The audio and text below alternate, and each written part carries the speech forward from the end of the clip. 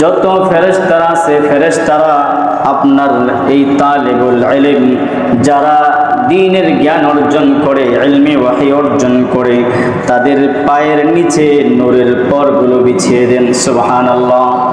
শুধু তাই নয় প্রিয় হাজির, আসমান এবং জমিনের মধ্যে যত মাখলুকাত আছে, যত সৃষ্টি আছে, তাদের জন্য মাগফিরাতের দোয়া করতে থাকেন। আল্লাহ তালিবুল ইলম যারা, কোরআন হাদিসের জ্ঞান অর্জন করে যারা, কোরআন শিখে যারা, তাদেরকে আপনি মাফ করে দিন, তাদেরকে আপনি মাফ করে দেন। হাদিসের মধ্যে এসেছেন, শুধু তাই নয়, সমুদ্রের যে মাছ আছে এই মাছেরা পর্যন্ত তালিবুল ইলম যারা, কোরআন হাদিসের জ্ঞান অর্জন করে যারা, তাদের জন্য মাগফিরাতের দোয়া করতে থাকে। সুবহানাল্লাহ।